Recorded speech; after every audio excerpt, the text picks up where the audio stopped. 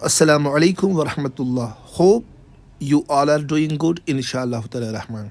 तो बेटा अभी हम क्लास 11th के फ़िज़िक्स से वन मोर यूनिट जो है 11th क्लास की फ़िज़िक्स में दैट्स थर्मोडायनामिक्स। तो आज मैंने सोचा इसका मैं एक वन शॉट लाऊँ आपके साथ।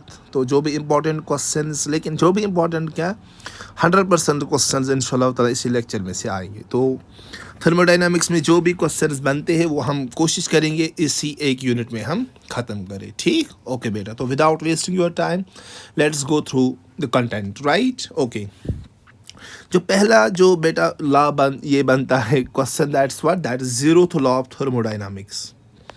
That's what, that is zero law of thermodynamics. ये पहला क्वेश्चन बनता है, जीरो लॉ ऑफ थर्मोडायनामिक्स क्या है। तो सिंपल स्टेटमेंट इसका पढ़ना है हमें, और कुछ ज़्यादा नहीं है। मैथमेटिकल इसमें कुछ है ही नहीं, तो इसको सिंपली क्या पढ़ना है हमें, इसका हमें सिंपली पढ़ना है, दैट इज स्टेटमेंट, राइट। तो जीरो लॉ ऑफ थर्मोडायनामिक्स में थर्मोडायनामिक्स का अगर हम पहले स्टेटमेंट ही लिखें तो शायद बेहतर रहेगा। ठीक, so what is that, that's if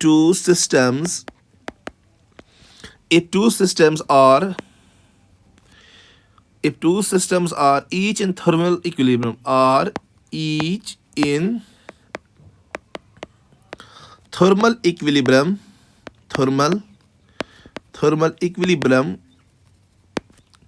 with a third system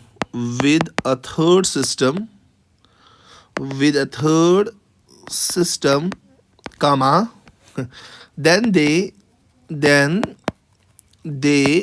are in thermal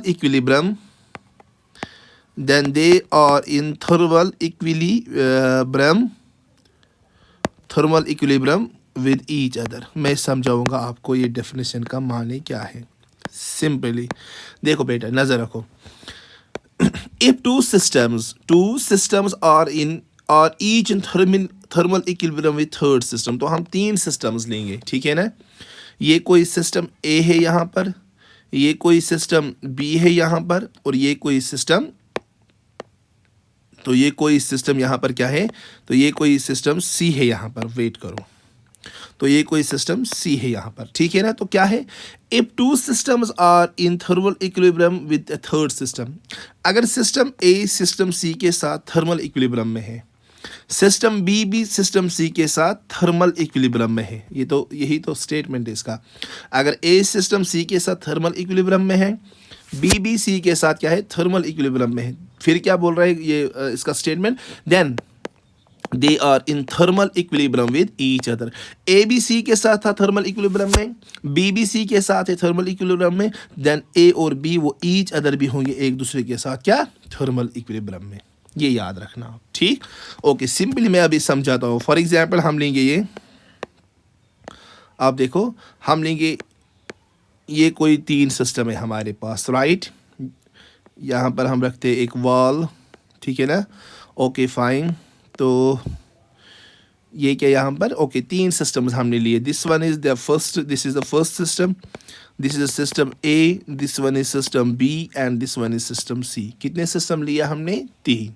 okay, इन दो सिस्टम्स के दरमियान हम रखेंगे adiabatic wall. You know what's adiabatic wall, क्या रखेंगे बेटा, हम रखेंगे यहाँ पर क्या, दैट्स एडियाबैटिक वॉल, ए और बी के दरमियान, दिस इज एडियाबैटिक वॉल। और ये वाली वॉल, ये ए और सी के दरमियान या बी और सी के दरमियान ये वाली वॉल, इसको हम बोलेंगे डायाथर्मिक वॉल। याद रखो, देखो ए और बी के दरमियान कौन सी वॉल, दैट्स एडियाबैटिक वॉल।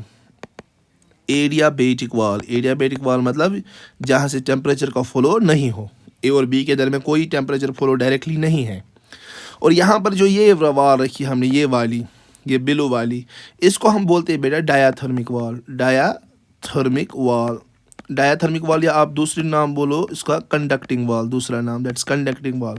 मतलब यहाँ से ना हीट ट्रांसफ़र, हीट ट्रांसफ़र होगा ए से सी तक या सी से ए तक, इस तरह बी से सी तक या सी से बी तक, है ना। इसको बोलते हैं हम क्या, डायाथर्मिक वॉल। तो क्या है, देखो यहाँ से ए बी है सी के साथ थर्मल इक्विलिब्रियम में, थर्मल इक्विलिब्रियम सिंपली याद रखो, मतलब ए और सी का टेम्परेचर सेम है। ए से मैं लिखता हूँ, ए अगर मैं बोलूँ ए और सी क्या है, they are in thermal equilibrium. मैं ऐसे भी लिख सकता हूँ ए और सी का टेम्परेचर जो है, ए और सी का जो टेम्परेचर है वो सेम है, ए और सी का टेम्परेचर जो है वह सेम है। इसी तरह बी और सी भी थर्मल इक्विलिब्रियम है, मतलब जितना टेम्परेचर बी का है वही टेम्परेचर सी का है। This is the zeroth law of thermodynamics. If two system A C के साथ थर्मल इक्विलिब्रियम में है, बी सी के साथ थर्मल इक्विलिब्रियम में है, लेकिन ए और बी की हमने बात ही नहीं की। लेकिन थर्मल, ये जीरोथ लॉ ऑफ थर्मोडायनामिक्स हमें यही बोल रहा है, अगर ए और बी डायरेक्टली कॉन्टैक्ट में नहीं है, इनके अंदर में फ्लो ऑफ हीट कुछ भी नहीं है, लेकिन अगर वो किसी दूसरे सिस्टम के साथ, किसी तीसरे सिस्टम के साथ थर्मल इक्विलिब्रियम में है, तो वो इनडायरेक्टली भी एक दूसरे के साथ थर्मल इक्विलिब्रियम में है। सिंपली देखो यहाँ ए और सी थर्मल इक्विलिब्रियम मतलब दोनों का टेम्परेचर सेम है। बी और सी थर्मल इक्विलिब्रियम मतलब बी का टेम्परेचर उतना ही है जितना सी का है। तो इसका मतलब क्या है, as per this zeroth law of thermodynamics, तो टेम्परेचर ऑफ ए किसके बराबर होगा, टेम्परेचर ऑफ बी। ठीक है ना, यानी कि ये दोनों भी क्या होंगे फिर थर्मल इक्विलिब्रियम में। सिंपल है ना, देखो देखो कश्मीरी में मतलब सिंपल से एग्जांपल लेंगे यहाँ पर। फॉर एग्जांपल अगर मैं बोलूँ ए और सी थर्मल इक्विलिब्रियम में है, थर्मल इक्विलिब्रियम का मतलब होता है कि इनका टेम्परेचर सेम है। चलो मान लिया अगर ए का टेम्परेचर 30 केल्विन है, तो सी का क्या है, वो तो ए ही है, जितना ए का जितना सी का, फिर तो ये भी 30 केल्विन है। ठीक, ओके। अच्छा, बी और सी भी थर्मल इक्विलिब्रियम में है, लेकिन सी का 30 केल्विन है, तो है ना 30 केल्विन ऊपर लिखा, तो बी का भी होगा 30 केल्विन, क्यों, ये सेम है। तो ये भी देखो, यहाँ से भी देखो, तो फिर ए का भी आया 30 केल्विन, बी का भी, तो ए और बी ये भी है ना फिर thermal equilibrium. It's just like this example, right. Hope you got this. This is a simple statement, this is the simple statement of the zeroth law of thermodynamics that says that if two systems are in thermal equilibrium with the third system, then the two systems which are in direct contact with each other, direct contact मतलब इनके दरमियान कोई flow of heat directly नहीं है, लेकिन अगर वो तीसरे सिस्टम के साथ दोनों थर्मल इक्विलिब्रियम, वो इनडायरेक्टली क्या खुद एक दूसरे के साथ भी थर्मल इक्विलिब्रियम में होंगे। जैसे ये एग्जांपल रिपीट करो तो क्वेश्चन समझ में आएगा। ठीक, इसके बाद तो फर्स्ट लॉ, ये जीरोथ लॉ ऑफ थर्मोडायनामिक्स किसका कंसेप्ट देता है, दैट्स टेम्परेचर का कंसेप्ट। कैसे दिया, क्योंकि थर्मल इक्विलिब्रियम तभी होगा जब दो सिस्टम्स क्या होंगे, जब वो एक दूसरे के साथ क्या होंगे, इक्विलिब्रियम में। तो इक्विलिब्रियम में तभी होंगे जब इनका कुछ ना कुछ सेम होगा। व्हाट इज दैट कुछ ना कुछ इज टेम्परेचर। ठीक है ना, तो जीरोथ लॉ ऑफ थर्मोडायनामिक्स किसका कंसेप्ट देता है हमें, टेम्परेचर का। ठीक, जिस तरह Newton's first law of motion किसका कंसेप्ट देता है, that gives us the force. Force is an external agency. इसी तरह यहाँ पर थर्मल इक्विलिब्रियम में दो सिस्टम्स आए, तो थर्मल इक्विलिब्रियम में कैसे सिस्टम्स आते हैं, तो इनका टेम्परेचर तो ये देता है हमें concept of temperature, right. Okay, तो टेम्परेचर है क्या, हम बोलेंगे टेम्परेचर इट्स ए, टेम्परेचर को आज के बाद हम याद रखें, it's a thermodynamic property. What is the temperature, it's a thermodynamic property. Simply it's a thermodynamic property which tells, जो क्या बोलता है हमें, which tells whether the two systems are in thermal, whether the two systems are in thermal equilibrium or not. Simply अगर दो systems के दरमियान temperature same तो वो थर्मल इक्विलिब्रियम में है, अगर दो सिस्टम्स का टेम्परेचर सेम तो वो थर्मल इक्विलिब्रियम में नहीं है। तो सिंपली तो ये क्या है, तो ये टेम्परेचर ये सब कुछ बोलता है कि whether the two systems are in thermal equilibrium or not। तो हुआ ये थर्मल इक्विलिब्रियम, बस जीरोथ लॉ। इसके बाद है हमारा बेटा नेक्स्ट क्वेश्चन जो बनता है, that's what's internal energy. What is internal energy, ठीक है ना। तो इंटरनल एनर्जी हम डिफाइन करेंगे, ठीक है ना। तो मैं क्या लिखूंगा, मैं लिखूंगा पहले इसका स्टेटमेंट थोड़ा सा। इंटरनल एनर्जी क्या होती है, मैं लिखूं it is the total energy stored, it is the total energy stored within a system, अच्छे से देखना, अच्छे से नजर रखना, within a system due to the random motion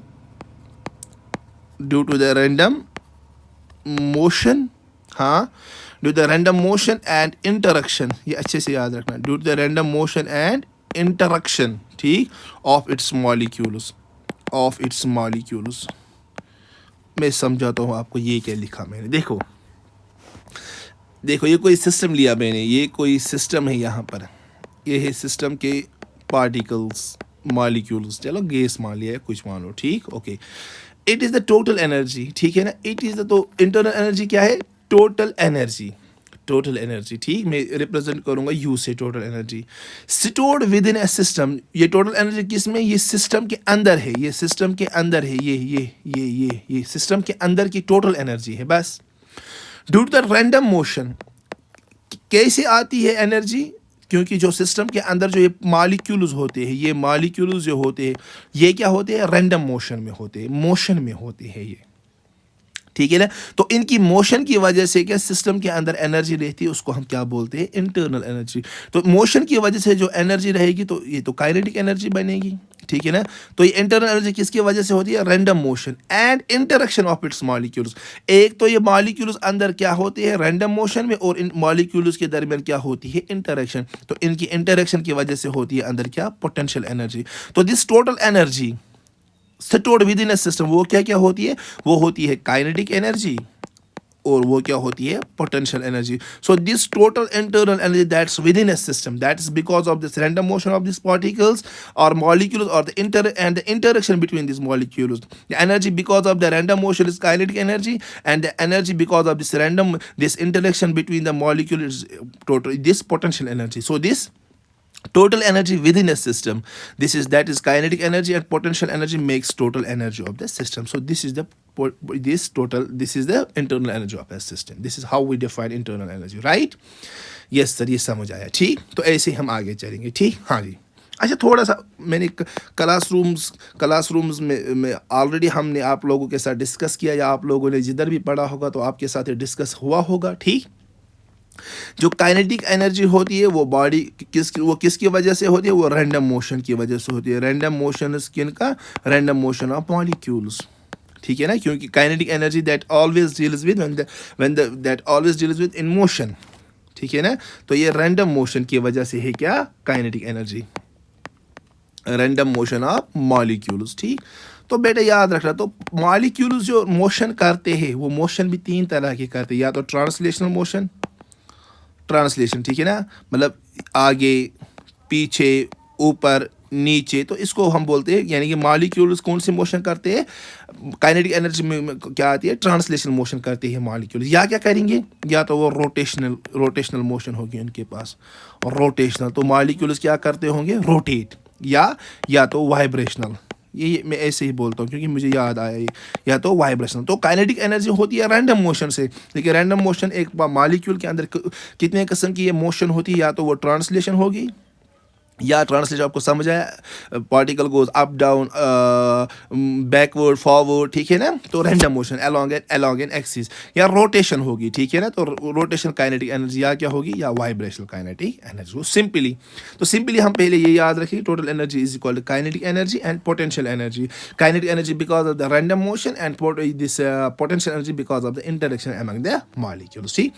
अच्छा बेटा, अगर हम बात करेंगे फॉर आइडियल गैसेस की, अगर हम बात करेंगे किन की, आइडियल गैसेस की, तो आइडियल गैसेस वो होती है जहां no attraction, where there is no attraction, याद रखना, where there is no attraction among the molecules, यानी कि सिस्टम के अंदर जो मॉलिक्यूल्स हैं उनके दरमियान कोई अट्रैक्शन नहीं होगी। कोई अट्रैक्शन मतलब उनके दरमियान कोई इंटरेक्शन नहीं है। जब इंटरेक्शन नहीं है तो कौन सी एनर्जी नहीं होगी, सर अभी आपने पढ़ा है, अगर इंटरेक्शन की वजह से जो एनर्जी होती है दैट्स पोटेंशियल एनर्जी। लेकिन आइडियल गैसेस में there is no attraction, there is no interaction, when there is no interaction तो पोटेंशियल एनर्जी क्या बनी, जीरो। तो for ideal gases the total potential energy, total internal potential energy is equal to what, zero. तो total energy किसके बराबर होती है, that's kinetic energy plus क्या होती है, पोटेंशियल एनर्जी। लेकिन आइडियल गैस में पोटेंशियल एनर्जी क्या है, जीरो। तो टोटल इंटरनल एनर्जी क्या होगी, फिर वो होगी kinetic energy. This is for what, this is for ideal gases. Internal energy is only because of the kinetic energy. Where is the potential energy? Because there is no interaction among the molecules. So when there is no interaction, there is no potential energy. So potential energy becomes zero. ठीक बेटा, yes. तो ये भी आप याद रखना। तो जो इंटरनल एनर्जी हो इसको हम ऐसे भी लिखते हैं, delta U is equal to N C V, ठीक है ना। एन छोटा लिखना है, वी है, एन सी वी, ठीक है, डेल्टा टी, ऐसे भी हम लिखेंगे, ये आगे हमें काम आएगा इंटरनल एनर्जी को हम ऐसे भी लिखते हैं N C V delta T, ठीक है ना, ओके। और दूसरी इसको हम ऐसे भी लिखते हैं internal energy is called N, है कि नहीं, yes, F by two, where F is degrees of freedom, F by two और डेल्टा टी, क्योंकि C V is called F by two R. तो ऐसे भी हम लिख सकते हैं किसको, दिस इंटरनल एनर्जी को। ये चीज़ें आपको ना, ये चीज़ें हमें याद रखनी ही है, ठीक, ओके बेटा। और एक ऑब्जेक्टिव के लिए आप ये याद रखो, जो इंटरनल एनर्जी होती है, जो इंटरनल एनर्जी होती है, it does not depends on the path.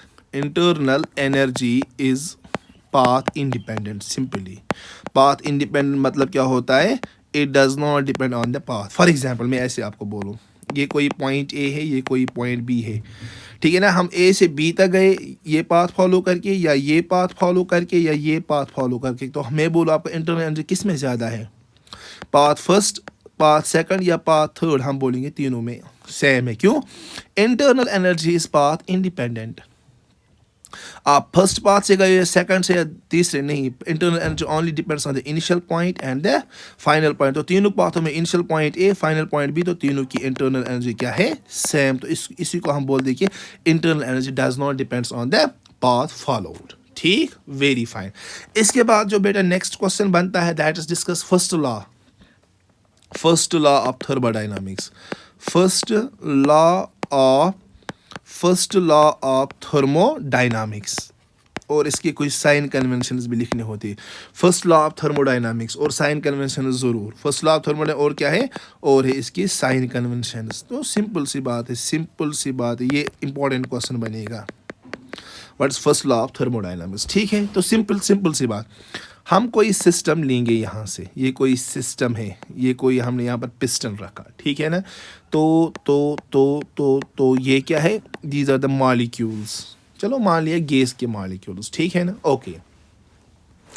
देख बाबा, अगर हम इस सिस्टम पर देंगे कोई एक्सटर्नल हीट, डेल्टा क्यू मैंने दिया इसको एक्सटर्नल हीट इस सिस्टम पे, ज़रा मुझे बोलो ये क्या करेगा ये सिस्टम।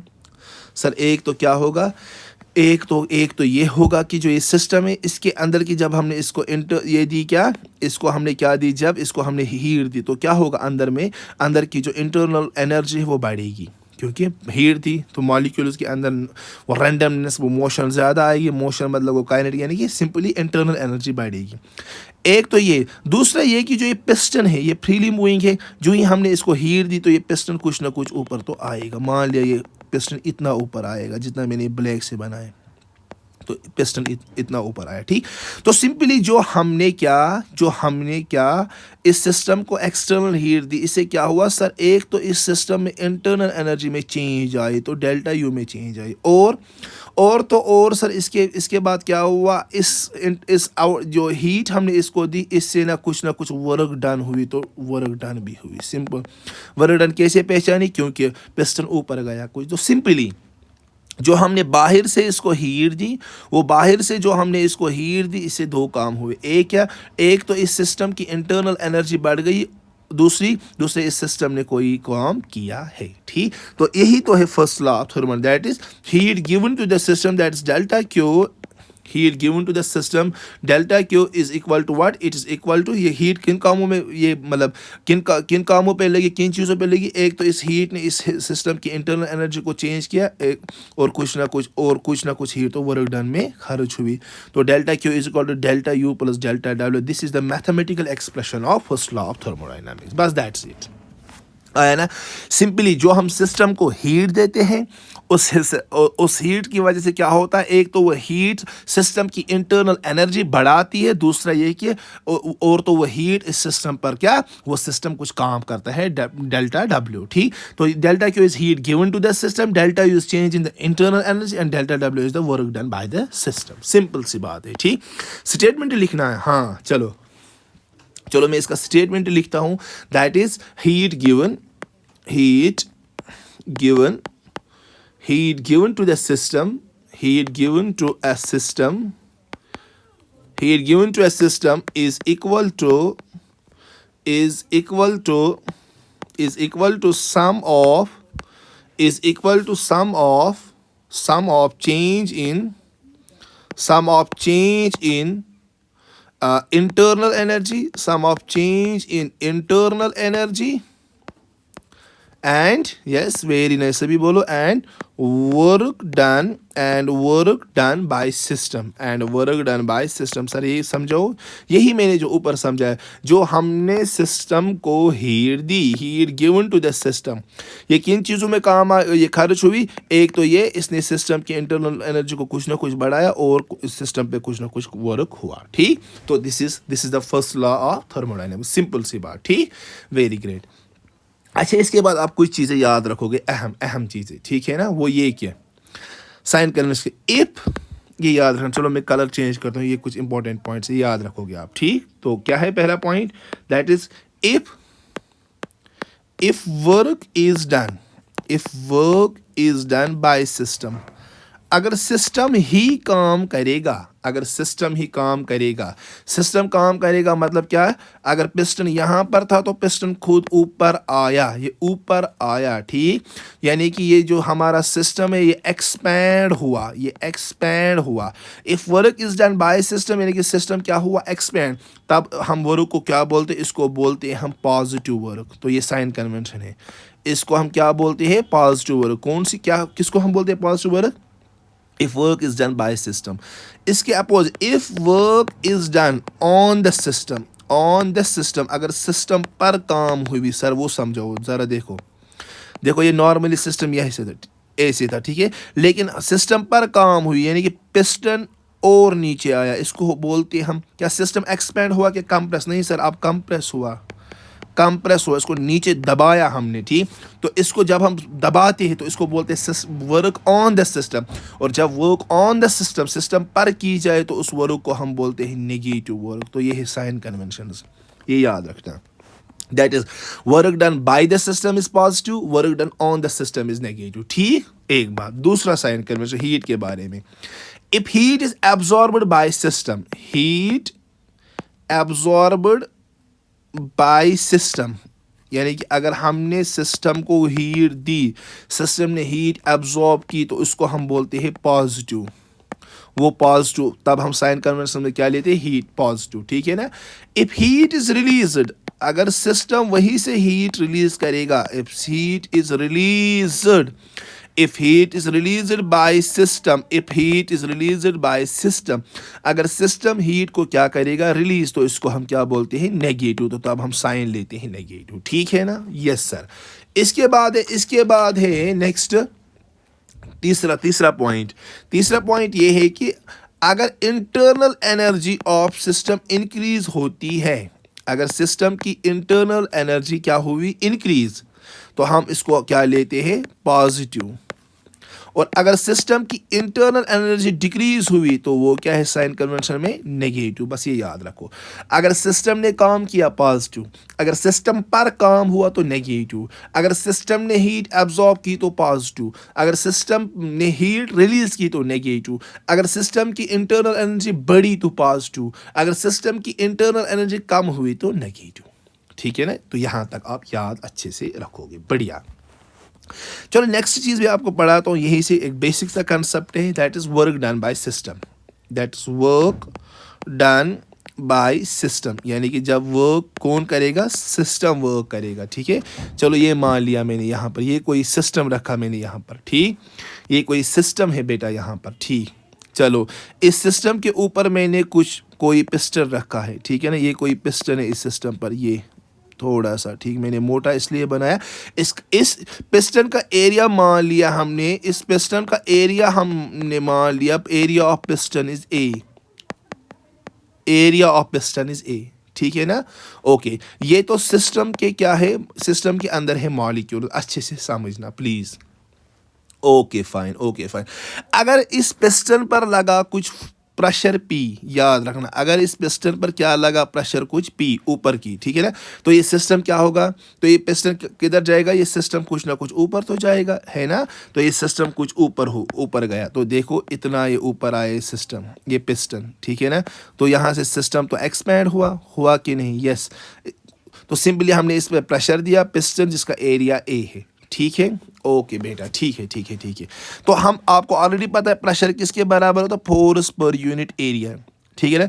तो इस पिस्टन पर कितना फोर्स लगा, वो है प्रेशर मल्टीप्लाई बाय एरिया। तो हम इतना बोलेंगे कि फोर्स ऑन पिस्टन, इस प्रेशर की वजह से फोर्स ऑन पिस्टन, यानी कि इस प्रेशर की वजह से पिस्टन पर कितना फोर्स लगा, that's P is equal F is equal to P into A, इतना फोर्स लगा पिस्टन पर, जो हमने इसको नीचे से जो प्रेशर आया इस पर। ठीक, ओके, अच्छा ठीक, अगर ठीक है इस पर कुछ प्रेशर लगा, मतलब इस पर कुछ फोर्स लगा और ये पिस्टन कुछ ऊपर गया, कितना ऊपर गया, चलो मान लिया ये ऊपर गया dx, तो डिस्प्लेसमेंट देखो, फोर्स लगा इस पिस्टन पर और ये कुछ डिस्प्लेस हुआ dx, तो फोर्स भी लगा डिस्प्लेस भी हुआ, तो हम सिंपली बोलेंगे इस पर कुछ ना कुछ क्या हुई, work done. Very nice, great, क्योंकि फोर्स डिस्प्लेसमेंट तो वर्क डन ही होता है, तो हम सिंपली तो थोड़ा सा डिस्प्लेस हो तो स्मॉल वर्क डन कितना हुआ, dw, किसके बराबर होता है work done, that's F force into displacement F dx, force तो एफ लगा और डिस्प्लेसमेंट कितना हुआ ये dx, है ना। ठीक, तो dw एफ का जो वैल्यू है वो है pa, तो यहाँ पर pa लिखते और क्या है साथ में dx, ये तो यहाँ तक ठीक है। Yes sir. अच्छा ये समझाओ मुझे, what's a is area, what's dx displacement, तो एरिया में कितने डायमेंशन है, 2, dx डिस्प्लेसमेंट को तीसरी डायमेंशन, तो एरिया इंटू डिस्प्लेसमेंट होता है बेटा बराबर वॉल्यूम, 3 डायमेंशन आए ना, तो हम लिखेंगे dw is equal to p, तो वही है area into displacement is volume, तो pv, है ना। और ये स्मॉल dx है तो हम लिखेंगे स्मॉल वॉल्यूम dv, ऐसे लिख सकते हो, तो p dv, ये तो पता, एरिया में 2 डायमेंशन, वॉल्यूम में 3, तो एरिया में ऑलरेडी 2 डायमेंशन और डिस्प्लेसमेंट ये भी एक डायमेंशन, तो कितनी आई 3, तो एरिया इंटू डिस्प्लेसमेंट हुई वॉल्यूम, ठीक है ना। ये छोटा सा डिस्प्लेसमेंट मैंने लिखा, छोटा सा वॉल्यूम dv, समझ आया।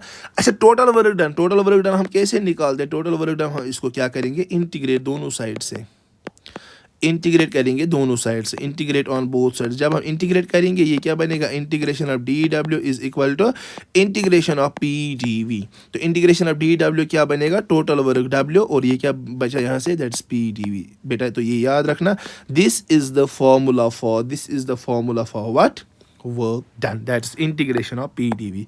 ये आप जिंदगी भर याद रखोगे, ये आप जिंदगी में वर्क डन के लिए फॉर्मूला क्या है, that's integration of p dv, ठीक है ना, ओके। और इसी को हम क्या बोलते हैं, ये याद रखना, ये भी ऑब्जेक्टिव आ सकता है, इसी को हम बोलते हैं this called as area under graph, क्योंकि इंटीग्रेशन क्या होता है, this area under graph, area under graph, जो जब भी हमें क्या निकालनी हो वर्क डन, हम निकालेंगे पी और वी के पीवी ग्राफ के अंडर जितना भी एरिया होगा, तो एरिया अंडर ग्राफ क्या देगा हमें, तब work done. Got it, yes sir we got it, yes sir we got it. चलो ओके फाइन, तो बेटा देखो, नज़र रखो, नज़र बना के रखो आप, ठीक।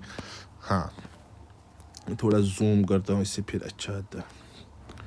हाँ ज़रा देखो, फॉर एग्जांपल मैं आपको सिस्टम देता हूँ, ये हाँ अभी जूम हुआ, अच्छा देखो आप, ये प्रेशर और वॉल्यूम के दरमियान एक ग्राफ है, ठीक है ना बेटा, यस सर।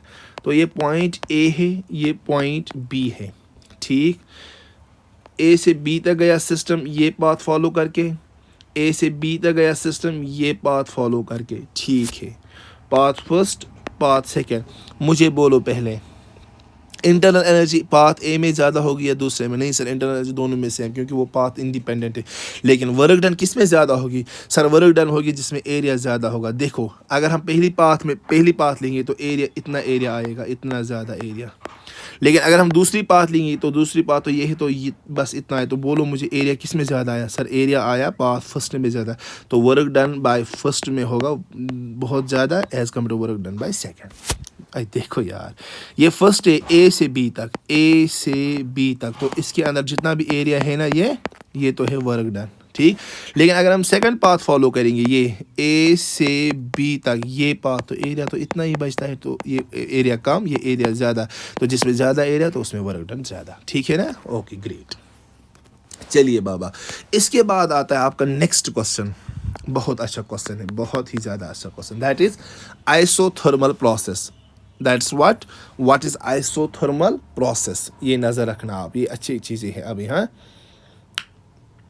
कुछ डेफिनेशंस आती है आपके एग्ज़ाम में ना, मैं वही आपको पढ़ाऊँगा अब, ठीक। एक तो है क्या आइसोथर्मल प्रोसेस, एक क्या है, वेट करो थोड़ा सा वेट करो, चलिए कोई बात। एक क्या है बेटा आइसोथर्मल प्रोसेस, इनकी डेफिनेशंस आपको आती है एग्ज़ाम में, व्हाट आर आइसोथर्मल प्रोसेस, एक क्या है, व्हाट्स एडियाबेटिक प्रोसेस, बस डेफिनेशन याद रखो इनके, ठीक, एडियाबेटिक प्रोसेस। फिर क्या है, आइसोकोरिक प्रोसेस क्या होती है, और क्या है चौथी, चौथी है आइसोबारिक प्रोसेसेस।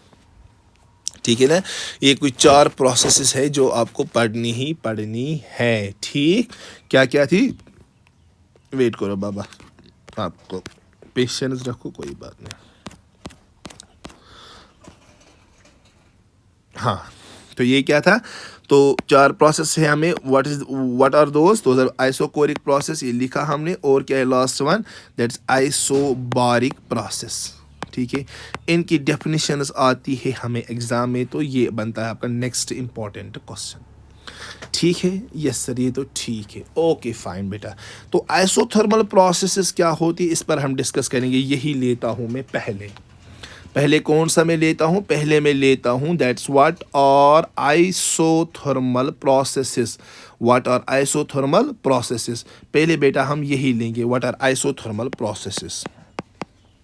आइसोथर्मल प्रोसेस किस प्रोसेस को हम बोलते हैं, क्लासरूम प्रोग्राम्स में आपने पढ़ा होगा ये, तो फिर इसलिए मैं रिपीट करता हूँ यहाँ पर आपको। आइसोथर्मल प्रोसेस स्टेटमेंट हमें चाहिए इसका, ठीक, ओके। आइसोथर्मल प्रोसेस, तो बोलो बेटा आइसोथर्मल प्रोसेस क्या होगी। आइसो मतलब होता है सेम, और थर्म मतलब क्या होता है, टेम्परेचर।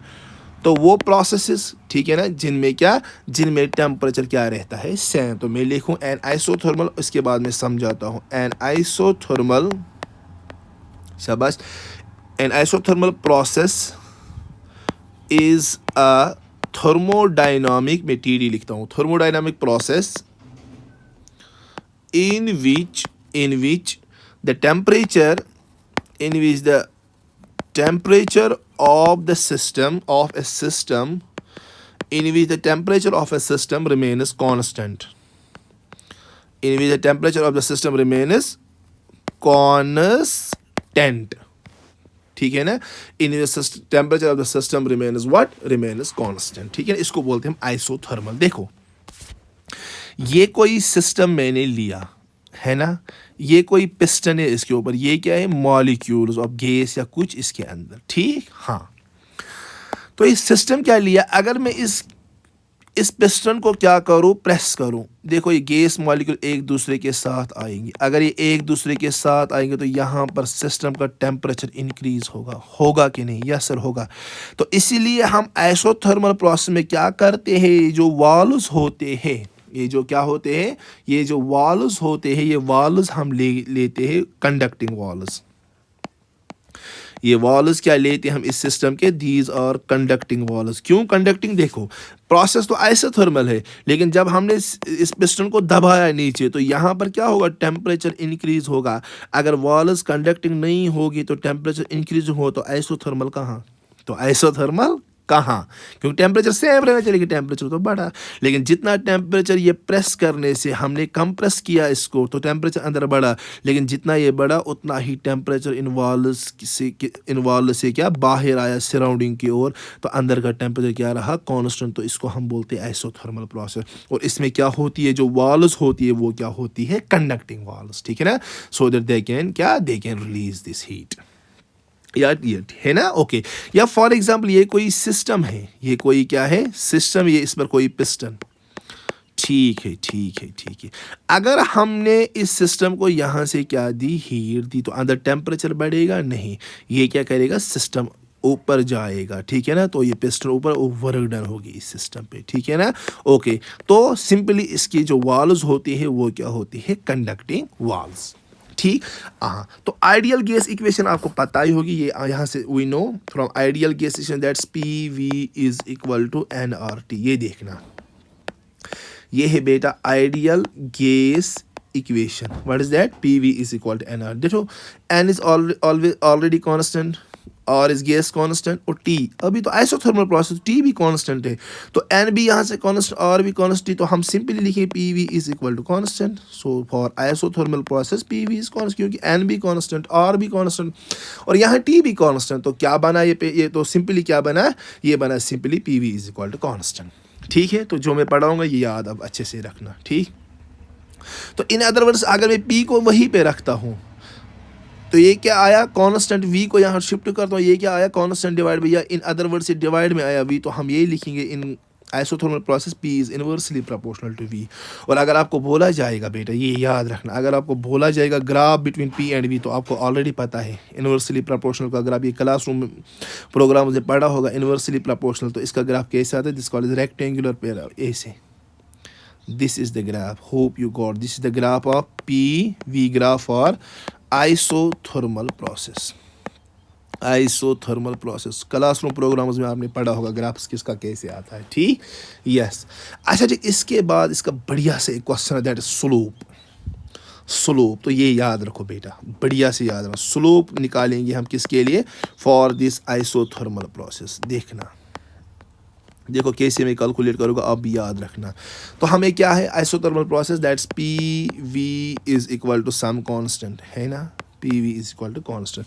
तो हम इसको डिफ्रेंशिएट करेंगे, तो ये क्या आएगा, पहले पी को रखते हैं ऐसे ही, तो वी को करेंगे वो बनेगा डी वी, फिर वी को ऐसे ही रखते हैं और पी को करेंगे वो बनेगा D P is equal to differentiation of constant is zero, तो क्या बना, P D V plus V D P is equal to zero. ठीक, तो बेटा हम क्या करेंगे, हम एक काम करेंगे, वो काम क्या है, वो वी डी पी को हम यही रखते हैं, प्लस पी डी वी को हम शिफ्ट, ये क्या बनेगा, माइनस पी डी वी, ये अच्छे से याद रखना। ठीक है, तो हम क्या लिखेंगे, डी पी, वो डी वी शिफ्ट करेंगे, वो बने D P by D V, यहाँ से क्या बना, ये तो minus P over V multiple ये यहाँ है we.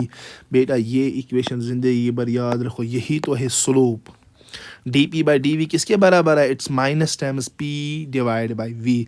This is the slope of this isothermal process. This is that is D P by D V is equal to what, minus times P V, and this represent the slope of isothermal process. मुझे नहीं लग रहा कि कोई आपको बता सकता। हाँ, ये ठीक तो है, हाँ सर ये तो ठीक है, ठीक है ना, यस। अच्छा ठीक, अगर मुझे पी आइसोथर्मल प्रोसेस में पी और टी के दरमियान ग्राफ लगाना, ये मतलब ग्राफ डालना, that's P V is equal to N R, चलो मान लिया पी और टी के दरमियान, देखो पी अगर ये पी है तो ये टी है, लेकिन ये तो आइसोथर्मल प्रोसेस, टी क्या है कांस्टेंट, लेकिन कांस्टेंट तो टी, पी कितना भी बदले, पी कितना भी ऊपर जाए नीचे, लेकिन टी यहीं पे रहेगा, है कि नहीं, तो टी रहेगा कांस्टेंट, तो ये है ग्राफ, तो ये है ग्राफ, टी का यही वैल्यू रहेगा। This is the graph between, this is P versus T graph, P versus T graph और आइसोथर्मल, क्योंकि टेम्परेचर कांस्टेंट, तो ये आया इसका ग्राफ। ठीक, तो मुझे लग रहा है ये काफ़ी नहीं, हद से ज़्यादा काफ़ी है, ठीक है ना, ओके यस।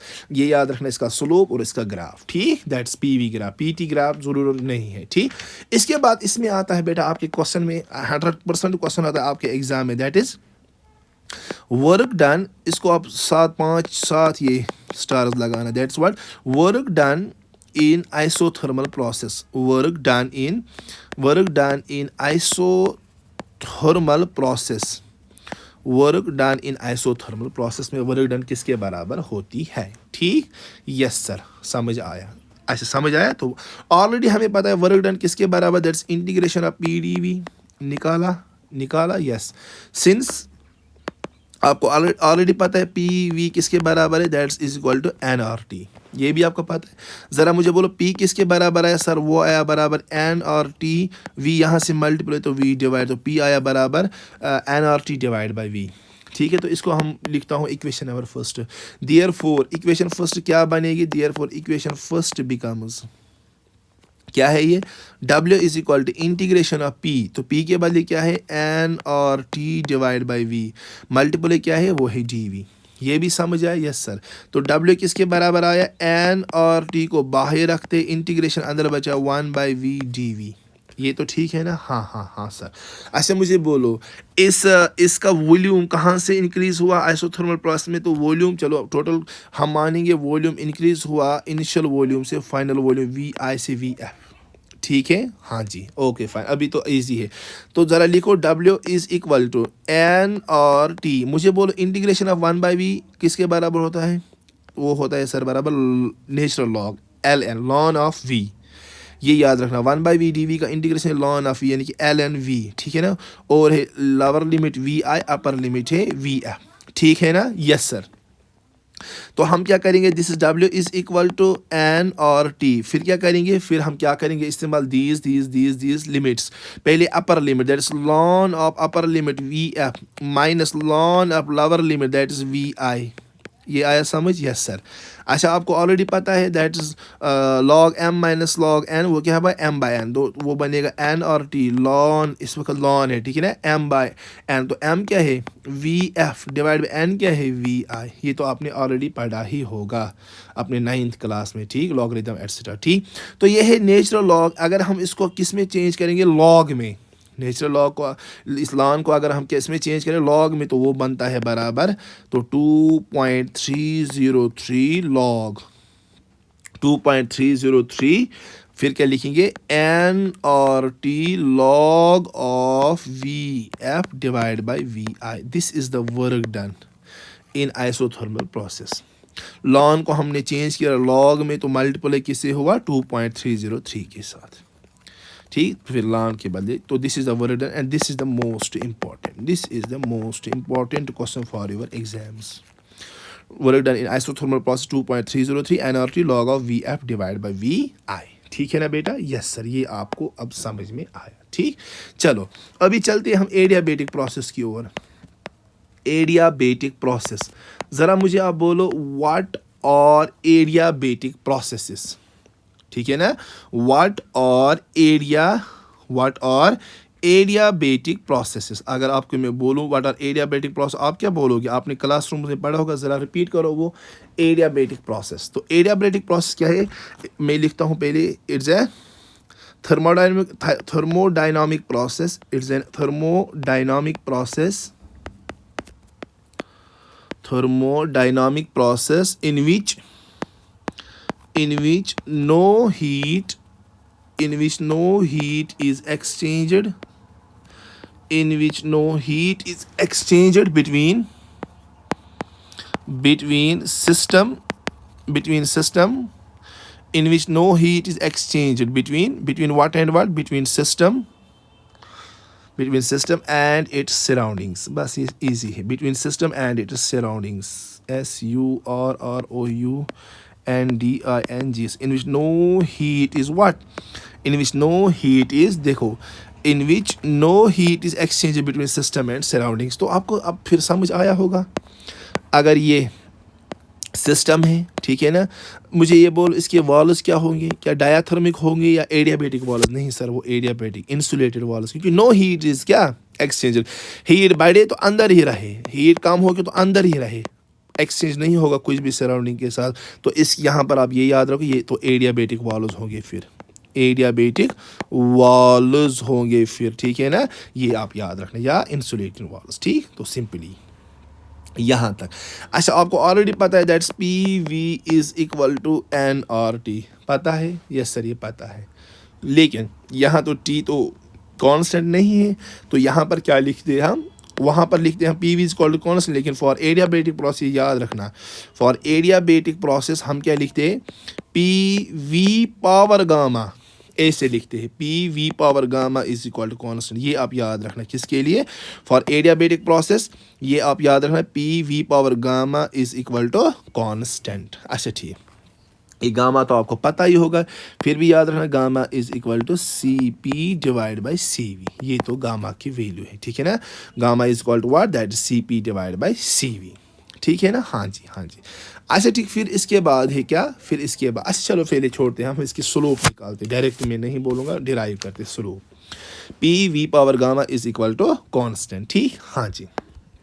अच्छा बाबा, हम इसको अब क्या करते हैं, हम इसको अब करते हैं डिफरेंशिएट, इस इक्वेशन को, PV पावर गामा, इस वाली इक्वेशन को मैं हाईलाइट करता हूँ, इसको, इस वाली इक्वेशन को हम क्या करते हैं, हम इसको करते हैं डिफरेंशिएट, सो दैट हम इसका क्या निकाल सके, this is that's what, slope. ज़रा देखो, P को रखो वही, वी पावर गामा तो गामा नीचे आएगा, तो ऊपर क्या रहेगा गामा वी गामा -1। इसी तरह करते हैं ना इसका ये डिफ्रेंसिएशन, जो पावर हो उसको नीचे लाते और पावर 1 माइनस है ना, तो पावर है गामा ऊपर, वो नीचे आया वो गामा, और गामा को 1 माइनस, वो gamma V power gamma -1 plus फिर वी पावर गामा को ऐसे ही रखते और पी को डिफरेंशिएट करते। पी की डिफरेंशिएशन क्या है, वो है डी पी, और इस इक्वल टू कॉन्स्टेंट की डिफरेंशिएशन क्या है, 0। बस कमाल तो इतना ही था इसमें तो कमाल कितना था, इतना ही था। कितना सर, इतना ही जितना मैंने लिखा, ठीक है ना। ओके, तो क्या आया हमें ये, P V power gamma minus P gamma V power gamma -1 plus V power gamma D P is equal to 0। ठीक है, तो बेटा मैं ऐसे लिखता हूँ, V power gamma D P को मैं यही रखता हूँ, इसको मैं शिफ्ट, तो ये क्या बनेगा minus times P gamma V power gamma -1। ठीक है ना, और क्या और हाँ डीवी तो हमने नहीं लिखा, इसको किया और तो है ना यहाँ पर वी का डीवी, हाँ वी का डीवी, तो ये डीवी भी, ये आपको समझ आया होगा। ठीक, हमें क्या निकालना है, DP by DV, that is simply slope. तो मैं लिखता हूँ यहाँ पर डीपी डिवाइड बाय वो डीवी को यहाँ पर शिफ्ट करते। ज़रा यहाँ से क्या बचा सर, यहाँ से बचा minus P gamma V power gamma -1, we power gamma यहाँ से मल्टीप्लाई, तो यहाँ से क्या होगा ये डिवाइड, तो वी पावर गामा। इजी है ना, चेक करना, ये इजी ही है। D P divide by D V, देखो ये माइनस पी, चलो गामा को मैं रेड से लिखूंगा यहाँ से, ये गामा, ठीक है ओके। फिर क्या है, फिर है we power gamma -1, we power gamma, फिर क्या है -1, ठीक है। नीचे है वी पावर गामा, तो ये ऊपर आएगा, ये क्या बनेगा, ये बनेगा we power minus times gamma, plus gamma बनेगा ऊपर आकर माइनस टाइम्स गामा। ठीक है, यस सर, ओके बाबा। ज़रा देखो फिर क्या बचा, ये बचा D P divide by G V is equal to minus times P gamma. ठीक है, ज़रा ये देखो V power gamma -1, base sir same power sir added, वैसे ही करो, चलो करते हैं आपके लिए। ये है वी पावर गामा -1, ये है वी पावर माइनस गामा, तो base sir same power sir added को वी पावर गामा -1 माइनस करेंगे, फिर gamma power sir added add करते, लेकिन ये माइनस है तो ठीक, प्लस गामा माइनस गामा खुदा इस हवाल। ठीक, तो बचा क्या, बचा D P divide by D V is equal to minus times P gamma times V power -1। इतना बचा, यस सर इतना बचा, बस यही तो है। दैट्स, देखो मैंने आपके लिए इतने स्टेप्स लिखे सो दैट आप स्टेप समझो। ये क्या बचा यहाँ पर सर, ये बचा माइनस टाइम्स पी, और क्या बचा गामा वी पावर -1, इसको नीचे लाएंगे वी पावर +1 यानी कि पी वी पावर। ठीक है ना, तो ये है इसकी स्लोप, या ऐसे लिखते हैं D P divide by D V. ओ यार what it is, it's D P divide by D V. किधर गया बाबा, हाँ ओ यहाँ तो लिखना है और कुछ, उम्मीद अभी कुछ बाकी है, एक बस्ती बसने वाली पी वी, हाँ वी पावर -1 है ना, ये नीचे आएगा, ये क्या बनेगा, ये बनेगा वी पावर +1 यानी कि ये बनेगा वी। ठीक है ना, तो इसको ऐसे लिखते हैं D P divide by D V minus times gamma. ठीक है ना, पहले गामा और क्या है पी बाई वी। सर आप देखो उसकी स्लोप, आइसोथर्मल की स्लोप थी जाना, अगर आपको याद है आइसोथर्मल की स्लोप थी D P by D V minus times P by V, और इसकी स्लोप है minus times P by V और गामा टाइम्स, तो इसकी स्लोप ज़्यादा है, कितनी ज़्यादा, गामा टाइम्स इसकी स्लोप ज़्यादा है। मैं आपको रिपीट कर रहा हूँ, आइसोथर्मल में slope I D P by D V is equal to minus P by V, ये आइसोथर्मल के लिए थी, दिस वाज फॉर आइसोथर्मल पर। लेकिन ये है एडियाबेटिक, देखो यहाँ पर भी है D P by B V, यहाँ पर भी है D P by D V, यहाँ पर भी है माइनस पी बाई वी, यहाँ पर भी है माइनस, तो ये कि गामा टाइम्स, तो एडियाबेटिक प्रोसेस की स्लोप वही है जो किसकी है, जो है किसकी आइसोथर्मल की, लेकिन यहाँ गामा टाइम्स ज़्यादा, दैट मीन्स यहाँ पर स्लोप वैसे ही डालेंगे, यहाँ पर भी स्लोप क्या डालेंगे वैसे ही, लेकिन स्लोप क्या होगी थोड़ी सी ज़्यादा। ठीक है ना, तो ग्राफ थोड़ा सा ऐसे आएगा, थोड़ा सा ज़्यादा स्लोप। ठीक है ना, पीवी ग्राफ, बस ये याद रखना, दिस फॉर एडियाबेटिक। क्यों, यहाँ पर गामा टाइम्स क्या है स्लोप, या इसको हम ऐसे भी लिख सकते हैं, इसको भी हम क्या लिख सकते हैं, इसको हम यहाँ से क्या लिखते हैं, slope of adiabatic process, slope of adiabatic process is gamma times slope of, मैं खुद लिखता हूँ एडियाबेटिक एडियाबेटिक की स्लोप है गामा टाइम्स आइसोथर्मल स्लोप। वल्लाह ये आपने पढ़ी होगी कहीं या नहीं, लेकिन मैंने पढ़ाया।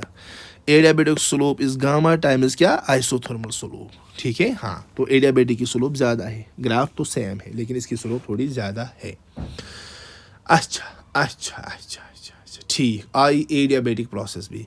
इसके बाद क्या है बाबा, इसके बाद है तीसरी टर्म, दैट्स, हाँ, और होमवर्क में रखता हूँ, that's work done in adiabatic process. वो आपने क्लासरूम प्रोग्राम में पढ़ी होगी तो उसको ट्राई करना। वर्क डन इन एडियाबेटिक प्रोसेस, ठीक, ओके। अभी है और एक प्रोसेस, दैट्स आइसोकोरिक प्रोसेस। तो मुझे आप ऐसे ही बोलो, what are isochoric processes, what are isochoric process. ज़रा मुझे बोलो आइसोकोरिक किसको बोलते हैं, जिसमें क्या हो, दिस कांस्टेंट वॉल्यूम। ठीक है ना, या इसको हम क्या बोलते हैं, इसको हम दूसरे नाम भी बोलते हैं फिर, इसलिए iso volumetric process, iso volumetric process भी बोलेंगे। ठीक है ना, क्योंकि इसमें वॉल्यूम क्या रहता है, सेम, या इसको हम दूसरे बोलते हैं आइसोमेट्रिक प्रोसेस भी। पहले ये याद रखना, आइसो वॉल्यूमेट्रिक या आइसोमेट्रिक प्रोसेस, या क्या, या बोलो आइसोकोरिक प्रोसेस, जिसमें वॉल्यूम क्या रहेगा, सेम। इट्स अ थर्मोडायनामिक में ऐसे ही बोलूँगा, अभी नहीं लिखूंगा। It's a thermodynamic process in which volume क्या रहता है, वॉल्यूम रिमेन्स कांस्टेंट। थोड़ा आप भी पढ़ो घर में, अगर मैं यही से सब कुछ लिखूँ, घर में क्या करना है आपको। तो इसमें क्या रहता है, वॉल्यूम रहता है कांस्टेंट। ठीक है ना, तो वॉल्यूम क्या रहा, कांस्टेंट। ठीक है, तो ऑलरेडी हमें पता है P V is equal to N R T, बस ये वॉल्यूम क्या है, कांस्टेंट। तो हम ट्राएंगे, हम क्या ट्रा करेंगे, पी वर्सेस वी ग्राफ।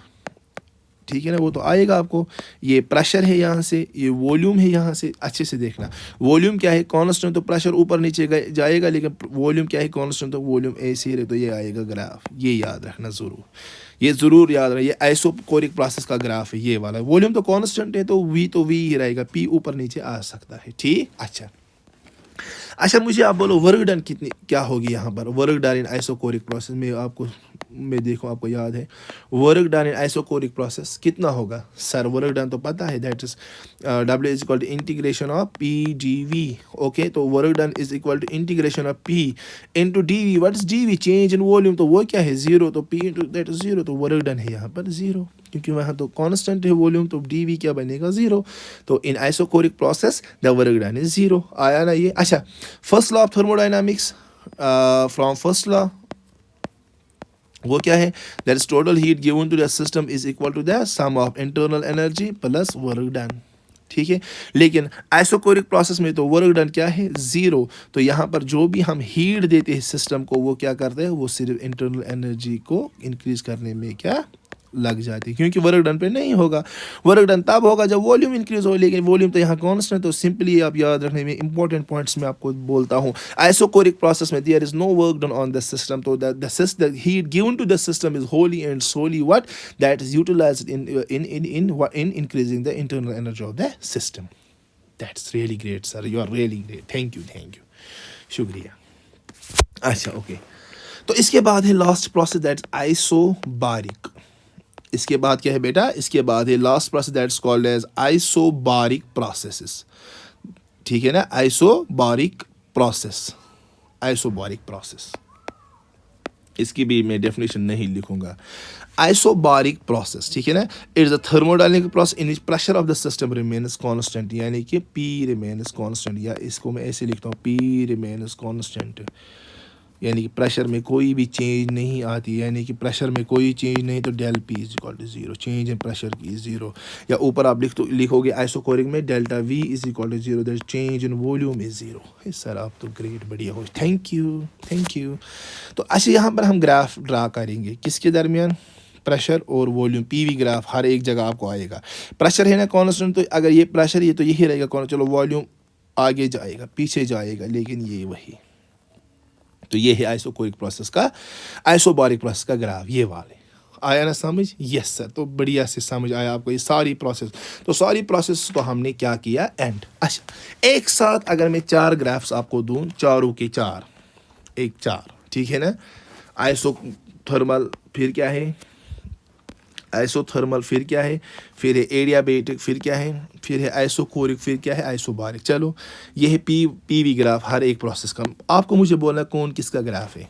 चलो ये कोई है, ये एक ग्राफ, ये दूसरा ग्राफ, ठीक है ना, ये वाला तीसरा ग्राफ और ये वाला चौथा ग्राफ। मुझे नहीं आते ठीक से तो ये एक ही, मुझे नहीं आते इसका मतलब क्या है, मुझे नहीं आएगा, तो ये चौथा ग्राफ है। चलो ज़रा मुझे बोलो ये किसका है। इसमें रहा प्रेशर कांस्टेंट है ना, ये प्रेशर वाली टर्म, ये कांस्टेंट, तो ये आइसोबारिक ग्राफ।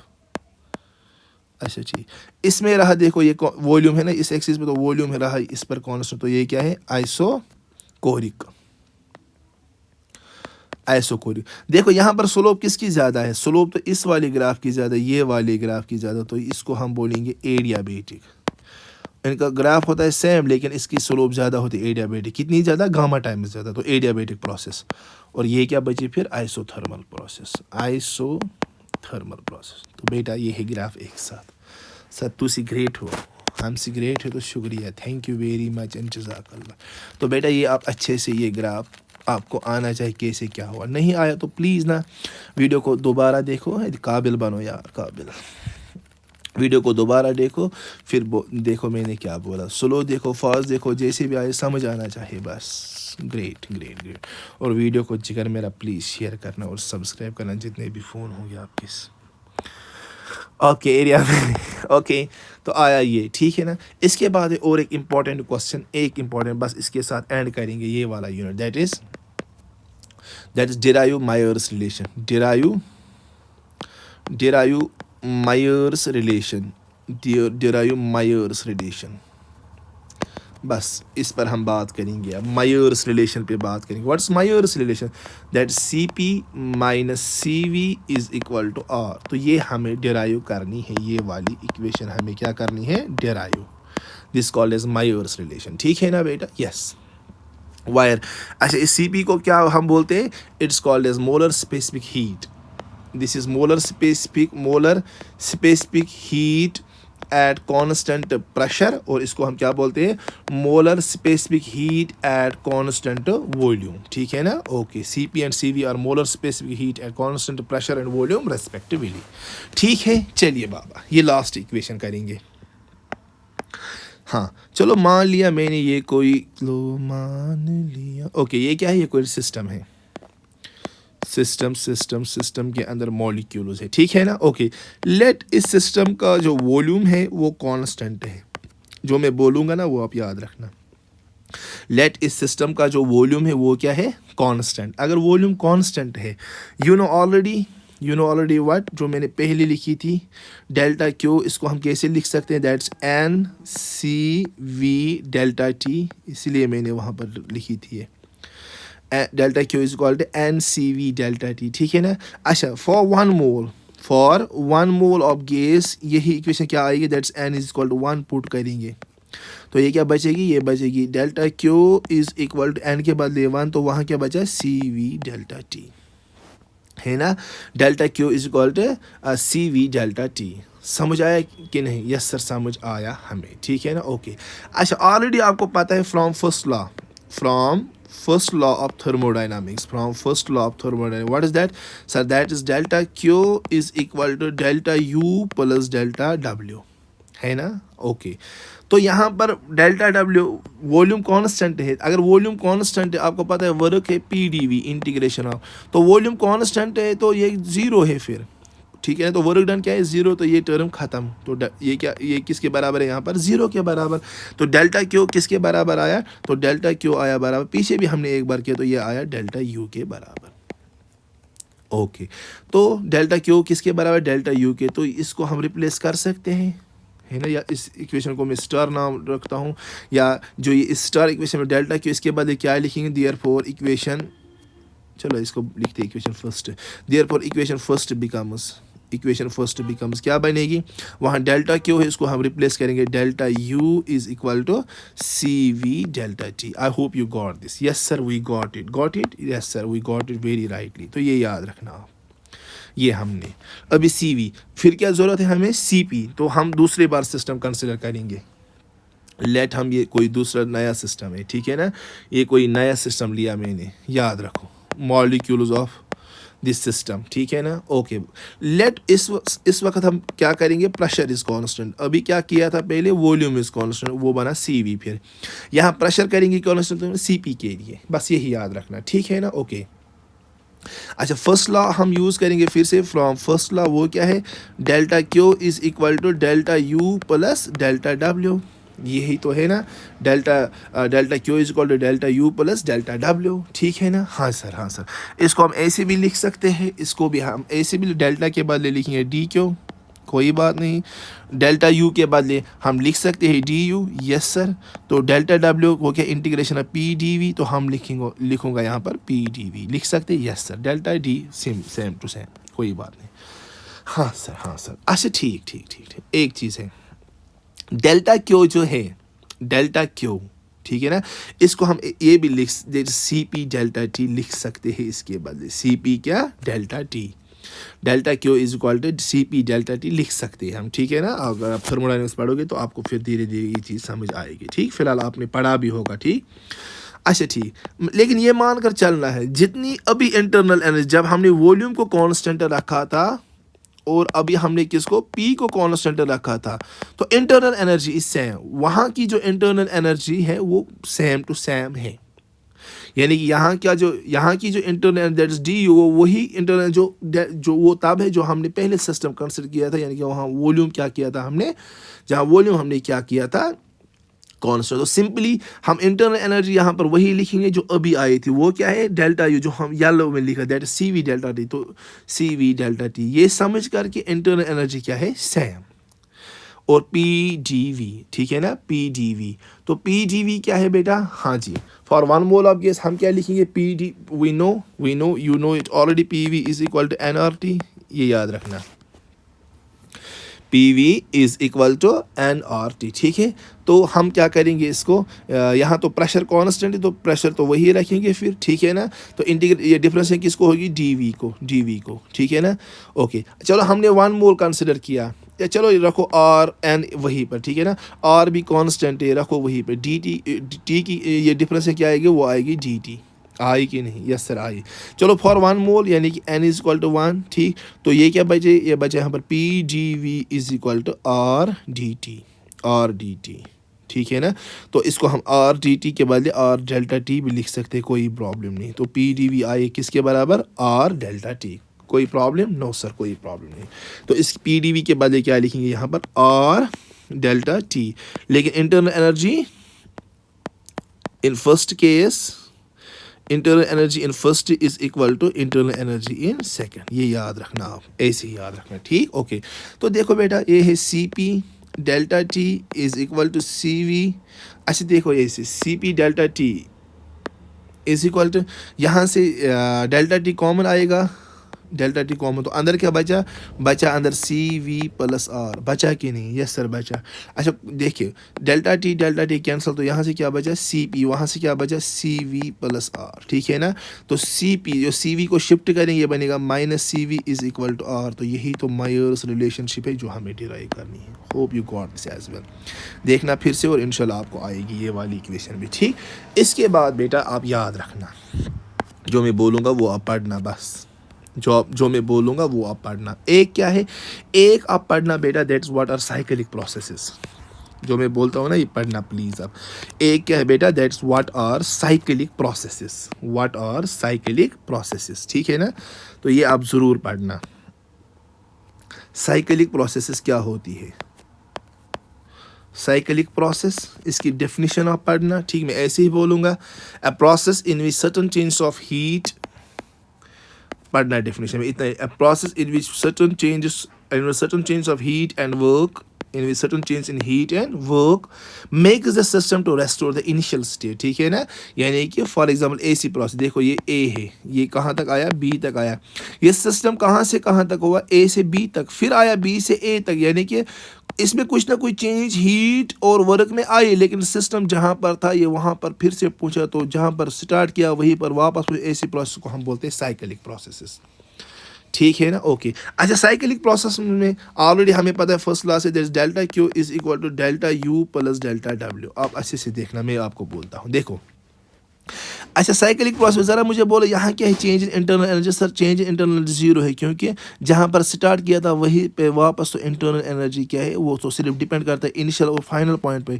तो ए से स्टार्ट किया, फिर गया बी तक, फिर आया वापस ए से, तो ए से ए तक ही, तो इंटरनल एनर्जी जीरो। तो in cyclic process delta U is equal to zero. तो डेल्टा क्यू किसके बराबर आया, वो है डेल्टा डब्ल्यू।